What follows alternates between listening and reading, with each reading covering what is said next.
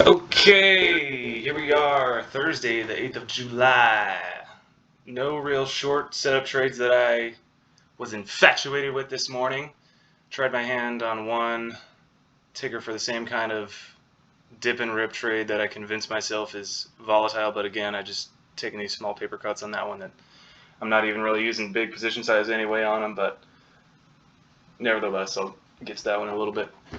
Glad I kind of didn't take any short positions because I wasn't fully confident in any of these first Green Day shorts. ONCS was one that I was looking at around this kind of 305 level. Hesitated on it because of just how slowly it was moving here, even though it's set up pretty nicely from what was this day yesterday of crazy insane spike after the close, I believe on news. Let me just pull that up quick. They had news after the close. No, after the 6th, 7th. Yes, news right after the close on the 7th with a collaboration agreement. Reason for this huge spike. Had a little bit of activity yesterday on this Wednesday. And daily looked great as well too with the standalone volume candle, which is kind of what I look for, especially with the overhead resistance for our first Green Day short. But the volume, just the indecisiveness, the non-moving VWAP as well. I just wasn't convinced, and I didn't want to take a position, and kind of glad I didn't, because looking at today, it really would have done nothing. I don't think I even would have been profitable. I don't think I would have taken off anything in this dip, and I would have gotten stopped out, just maybe from frustration if I was in this one. Only $10 million volume today in total. Total lackluster volume as well, too, which is kind of the pattern that I look for a first Green Day short, but the probability for that also just doing this, what it did today too, of not that it really had an awesome Green Day. I mean, it was red today, minus 6% in total on the day, but doesn't necessarily mean that it has to go down either with anybody baggling it that way too. So glad I didn't get short. Glad taking better, how should I put it? Getting smarter at what knowing not to be in, I should say, on that one. So DBGI was the one I was talking about of this dip and rip setup. That originally I had this one on a first Green Day short setup as well, kind of from this pattern that I've been noticing of they have this run up into the close from the aftermarket of yesterday, and then they just continue to fade a little bit more under a declining VWAP into the market open and just fade the rest of the day. I don't remember any specific tickers off the top of my head, but just these patterns have kind of been repeating in my head. I feel like they had news yesterday of valuation expected to surge from its planned acquisition of Stateside Apparel was the headline. So news upcoming of an acquisition, so spiking on that. I actually tried to get short. I tried to reserve shares around this time frame. So if we're looking at the chart just from this perspective, saw it was coming down, liked a little bit of indecisiveness, and especially the declining VWAP here, really lack of volume to come in and supplement anything. This is a 9 million, 5 million float company. Of course, it's an American apparel company, just for reference. No reported short interest I can see here. But I could not get shares to short. TradeZero could not even find me any shares whatsoever. So right off the bat, it's obviously proven that that should have been a long signal for me from that point to say, yes, it is a really low float. Maybe I would have seen it as if it was just a high price per share to reserve those shares to short. I maybe would have not gotten in on that either, but I don't think I would have taken that as a long signal. But this is a kind of case in point two of if that ever happens again on a float, maybe let's say under 10 million. It could be a great long signal to say if it wants to come back above VWAP after failing a VWAP test here, especially too, as I see that. What an awesome opportunity, because there's got to be some people short too.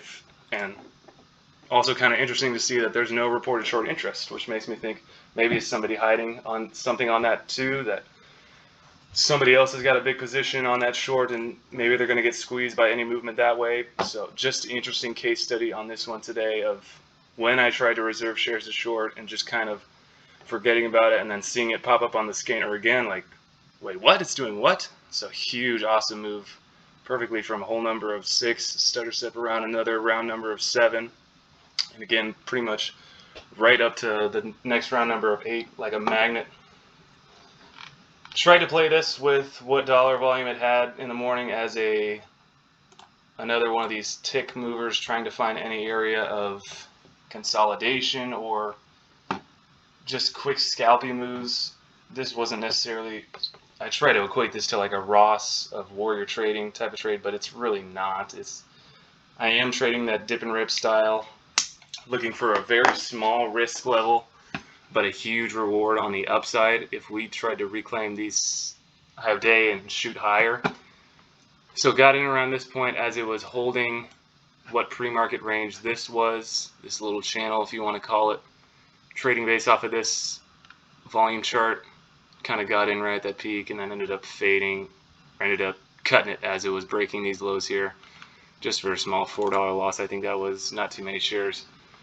Tried it again.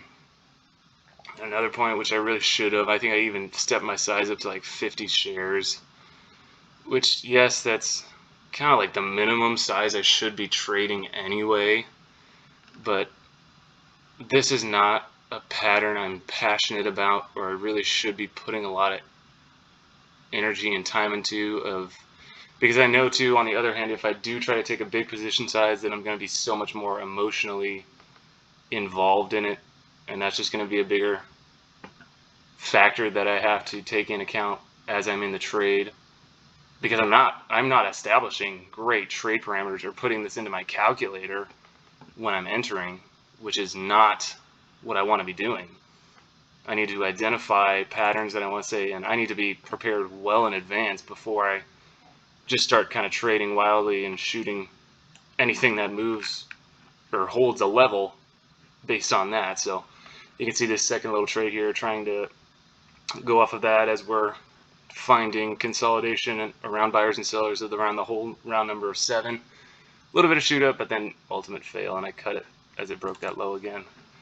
And of course it just dropped off even lower for the rest of the day as nobody else was really willing to pick it up. You can see, interesting to see too on that tick chart, just how that volume affects the chart itself. So this is pretty much the entire morning from 7 o'clock. This is the whole morning, and this is the rest of the afternoon. That just shows you how much the volume dropped off when it was proven that the trade was not going to be there today. So another great case study on that one, especially for this not being able to reserve shares to short as a long signal for this DBGI.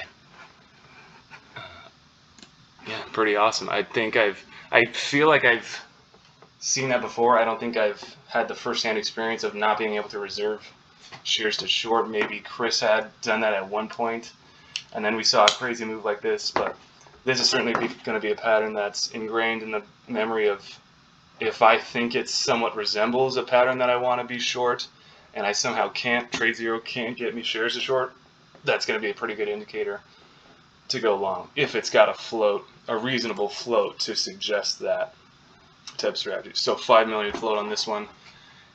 Yeah, you should be able to get shares to short if it's not exploded with other people thinking the same thing, that they want to be short. So that was that one. CARV. Bowen had this one on the pre-market prep. Daily on this one, just insane of how supernova this one was today. I believe if my mouse could work. No real news catalyst for the launch that I can see here. Started having a nice little perky day yesterday that I think was unequal in the previous days. Obviously, you can see that little perk there. Bigger pre-market move today for some reason. Still don't really know, understand that. This is an American banking company sector. Federally charged saving banks that provides consumer and commercial banking services. Blah, blah, blah. What's the float on this one as well? A float of 790,000. So a micro float on this one, which should have been the reason itself to keep this one on the main chart. So I don't think I even really kept it up or paid much attention to that. in my morning scan anyway, but price action just wasn't intriguing to me in the pre-market to see this. Okay, yeah, it'll probably do whatever, but then, I mean, 4, 5, 6 halts in total before 8 o'clock this morning. Here, here, here, here, here. I know all of these. It's just insane. We had a lot of halts all around this morning. I know CRV in total had like these 4 or 5. ARPO, I think UONE comes to mind. A few other ones. And it was kind of like all at the same time that like 5 other tickers had stops or had halts for volatility at the same time, which was funny to see, to notice that. But this one with, again, I don't think I've ever noticed or seen such a micro float as this one.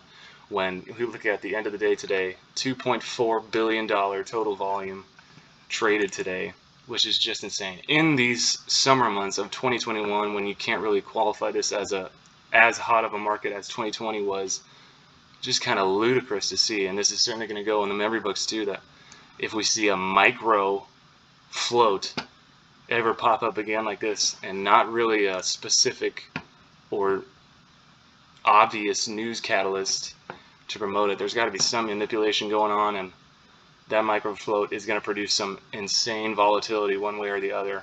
So, of course, trading this, I don't think at any point I would have been holding all the way from 17 to 38, but even being a part of any of those halts would have been a pretty awesome opportunity.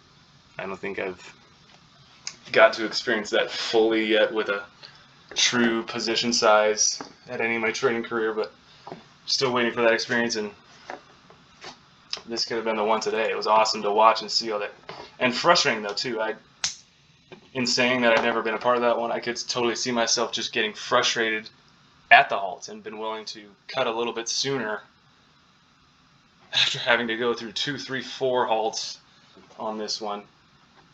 So just another thing to keep in mind with how much volatility was going off on this one, but the opportunity was there. And for the afternoon session, watching this one, so take away this afternoon half before 10 o'clock, seeing how well this was holding up above VWAP with the rising VWAP. God, I just knew that in the back of my head that this one was going to rise a little bit more, at least test somewhere close to high of day. As it proved today, it wasn't going to break through that high of day, but it certainly reclaimed and produced well beyond a 10% opportunity if you were to get long at any of these points. I think if I was to try and get in around here, I may have been scared out or just stopped out at any of these points, but I may have tried to risk a little bit more to give the trade more breathing room with that idea that I had of seeing how well it truly was holding. I wasn't able to ever look at this thing on a tick chart to see. Yeah, that's pretty drawn out for how much volume there was. But you can just kind of see this constant building around these areas, the higher lows, holding well above the rising VWAP, and just continued to shoot higher right into the afternoon session, but ultimately faded with the market close. But I didn't pull the trigger. Wasn't really convinced of it enough to put my money where my mouth was on this one. And again, maybe shoulda, coulda, woulda. If I was long in a situation like this one, maybe would have gotten stopped out here, but the upside in this one, and hard for me to say, especially without any technical levels around here, to say that this area of the round number of 28 was the area to get long to play for this up move, or even for this to say, oh, I would have taken off everything here, that it wouldn't have gone even further past that high of day instead of doing anything like this. But just great chart to learn from, a micro float that I don't think I've been aware of or been exposed to, I should say, for these types of ticker, a listed ticker especially. So great one to learn from on that. ARPO. This one was a morning dumper. I was, of course, not awake at this 3:20 a.m. area. Most likely and most definitely would have gotten short around here, played it for a 10%, maybe held the remaining quarter of my shares for any lower move, covered somewhere around there, or maybe would have let that quarter run, especially from how my past 2 morning dumps have gone. But it's obvious that this one was setting up for more in the market hours than what it showed in the pre-market, or what it kind of decoyed as a morning dump setup. This one had 460,000 trades in total today. Only $650 million volume, but 460,000 trades, which was pretty crazy to see. It led the mover scanner today in trades total, as compared to Carve that did $2.4 billion volume, and Space had an up move today as well too. I'll just show that one quick. Don't see any news catalyst for this one, but could just be some memers. Maybe, if my guess had to be there, maybe Wall Street's bets is gravitating toward this one. Again, $3.7 billion volume traded on this one total today. I may keep an eye on this one for tomorrow to see if it has any more crazy move.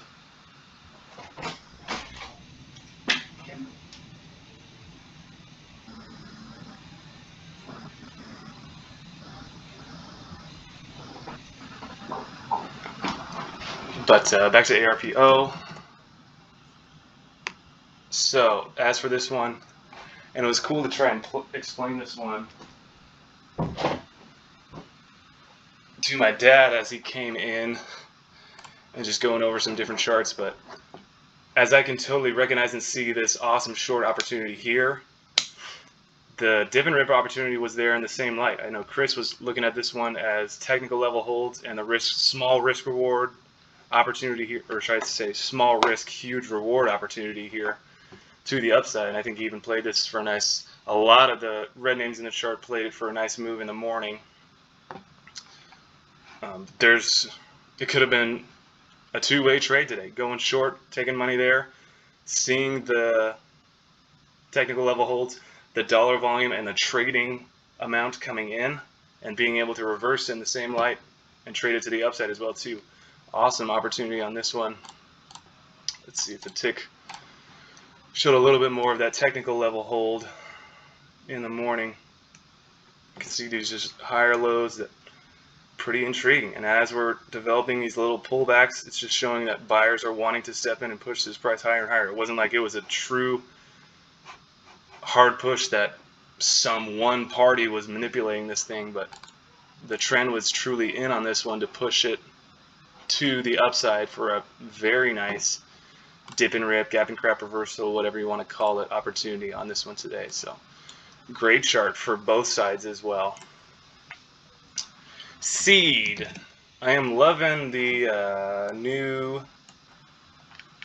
I don't think they're new, but Bryson and Matt Monaco doing their new recap videos on the Stocks to Trade YouTube channel. They're doing an awesome job over there trading as a duo, and they do their recaps of all their tickers, the small cap rockets. This one on my chart was pulled up as a morning dump, and I just kind of forgot about it because it wasn't very beautiful and it wasn't an awesome percentage move up after that news catalyst. Didn't really even see this news or this price action reclaim. It was just choppy anyway. I don't think it even had that great of dollar volume, $46 million volume in total today, which is, yeah, but these dojis are just blah at the end of the day. So they were trying to trade this for a huge butt, and reason why they're trading this was 3.7 million float, and it's a Chinese agriculture company. So they were, I believe, they had a great recap video on this one today. I think they got stopped out actually from this bigger red candle, or one of these larger red candles, wherever they had set their stop trying to play for this move early on, but they were able to get back in again and actually play it for that move up. So that was pretty awesome to see. And this is one that, had I pulled this one up again, I would have just kind of completely discounted it, not really paid much attention to it. But I love being able to just go through whatever anybody wants to share, their trades, their charts of where are people making money, and how are they identifying that? Are they trading a specific pattern that's repeating over and over again? I love being able to just see these morning dumps and just hit those consistently and pound it over and over. But I also know too that I'm not gonna survive based solely on one pattern. I can make a lot of money off of that one pattern, but I know that if I want to thrive and succeed like I know I can, I got to continue to add more tools to the tool belt. and being able to be exposed to more patterns like that and seeing their mentality of being able to trade it that way too, and seeing the opportunities that I wouldn't really even notice beforehand too, obviously are just going to be so impactful for me in the long run. So great movement on that one. Again, a low floater. Always got to keep them on the watch list when they're under, especially under 5 million float, as this one's at 3.7 million. Total volume today was 5.1 million, so rotated it a little over one time. It was just an interesting chart to see, and goes to show again that you can never really fully put a chart off of the watch list. That I kind of took it off my brain. It wasn't even really on my brain. It was on the scanner, and kind of looked at it and just said meh. But the opportunity was there in the market hours to see some huge upside return on this one. GBS was another one that pulled up on the morning dump scanner for me. This is a American medical device healthcare company, float of 9.5 million. So we were able to get, they had a news catalyst, they had a 4.7 million Australian federal government science grant awarded in order for them to manufacture biosensor technology, which is pretty cool. So this one started spiking pretty close to market open. This, you can see, is 624 area. It was pretty tight right up in there just before market was about to open, and there was really nothing else that I was watching or any other stock that pulled up as a morning dumper other than this one that could have been as fruitful as this one. Was looking into getting shares to short. Really didn't feel confident in it because of how close it was to market open and because it truly hadn't broken VWAP yet. But now that I'm thinking about it too, I remember another one. I don't remember the ticker, but I can see the chart in my head of it kind of did the same thing. I think it actually spiked a lot earlier in the pre-market, but was holding levels pretty well. Hadn't cracked VWAP yet until market open, when in the first candle it did actually dump and prove itself to say, hey, this is where I'm going to go out of the open. So I was debating about it at this 3.8 level, saw the opportunity there, just didn't pull the trigger, and would have been out with my 10%. I think but kind of looked out. I think I would have been holding at least a quarter of my position after a 3.5 exit from 3.8 for a 10% move, and would have been seeing this minute candle come all the way down and think, yes, we're going to get some even more fade, but quick and swift reversal on that, and a huge green candle to completely revert the price action back above VWAP.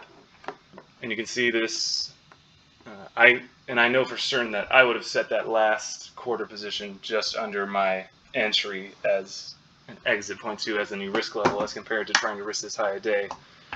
So I wouldn't have even been in for any of this move in this new high a day break.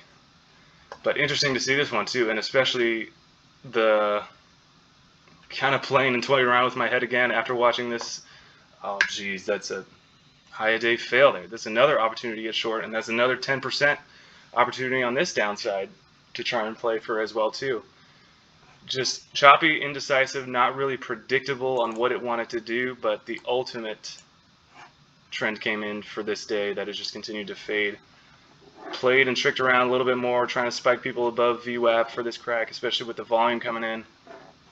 But the truth will always, of course, reign out, and I see this one back where it's normal trading level, and it's obviously just still continuing to fade. It had these, be interesting to see what these days did as well too. We can actually just pull them up quick.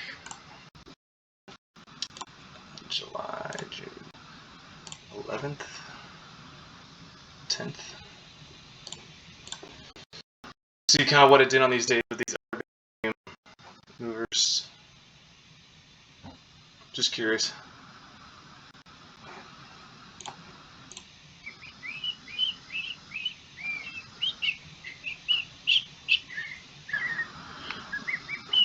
So this one was more in the pre-market, obviously. Looks like this day too. Can you see anything? Again, in the pre-market as well. And that one, interesting charts. I wonder if there's news we can see on that. during those days. June 15. I don't think I see any news around the 11th of June. No, interesting pattern. And again, this type of same thing too that I was looking for on DBGI. We get huge pre-market movement upwards and then just kind of fading under a declining VWAP and just more fade into the market day. That was kind of that interesting pattern. I don't think this acted in a similar way just on that quick glance of how it's moved in the past, but it could certainly do that same type of setup again if this one decides to pop up or wants to play any more in the future on our scanner. So we'll keep a watch on that one. And I believe that's it. Did carve NEGG. Of course, that big day yesterday, kept it on the follow-up list to see if it wanted to do anything else crazy, especially with that, or it actually doesn't have a float listed. So this was a first green day short. Looking at this huge parabolic move, not a first green day short, but green day exhaustion. This is parabolic move. Has to end at some point. The weakness maybe should have been an indicator of the oncoming doom. Watch this one, probably the most intense out of everything else, to see if it was going to move harder, similar to an AMC or a memer out of the open. Watched this little perk here and was very tempted to click that trigger finger to buy in, but glad I didn't, of course, as it dumped here in this market, in this first minute candle. Again, learning lessons of let these things figure out where they want to go. In the first minute, rookies open the market, professionals close the market. Let the chaos just ensue in this first minute. Doesn't have to be, if I'm so confident in a trade, I should be in pre-market and not having to deal with this craziness and just reacting of exiting rather than trying to enter and exit in that first minute. Again, this one was another one that halted around that same time as the ARPO, CARV. I think it did again here. Yep. Maybe 3 times in total today with that volatility. Choppy, indecisive, but in total, downtrending day, down 32% from the previous day's close. That's pretty insane to see. Just looking at this chart here, that volatility. But nothing else for me today. Down 20 bucks on those DBGI little paper cuts. So not really hurting the weekly total for P&L. And of course not really where I want to be spending my mental capital. I'm not upset or disappointed. It was trades based on technical analysis, based on good solid moves. This thing could have reclaimed a VWAP, and that would have been a nice little, maybe just under 10% trade there from this one on my 50 shares, but just wasn't in the cards today on that one in total. Great trading today. SPY, forgot to mention that one. Huge dump off, over 1% down in this pre-market. Thought we maybe would have gotten a little more panic. We actually had 1.2 million print in that first minute, which is huge. I mean, triple than what we've been having these past few days and few weeks even. So good to see that we're having at least a little bit amount of pullback. This is another example too of just how much more volatile, how much more activity is in the after hours than is in the actual market hours. I wish I had that chart I saw one time on Twitter of the actual percentage moves that happen in after hours as compared to the market hours. It's just ludicrous. I think, if my memory is correct, of if you were to take all the normal morning or normal market hours trading, SPY would be up for the last 50 years of like 1 or 2% maybe it was. But if you just took the after hours trading for the last 50 years of SPY, it's up like 400%, something ludicrous. And so just funny to see that example played out again here too of what's going on, what's the action. I think everything pretty much followed that same kind of path. Q's the same thing. I haven't checked on my Tesla. Just kind of choppy and indecisive, but that's all I got for today. Not too much on these scanners for a first green day short, and I'm not really that confident in first green day shorts as of right now until I see more starting to work out pretty consistently, so I'm not pushing those setups too hard, but continuing to pound the morning dumps and waiting like a frickin' sniper for those setups. And now I'm kind of willing and ready to take more to say that first entry is going to be $2,000 size or more to be ready to take those trades that are working out well as of right now.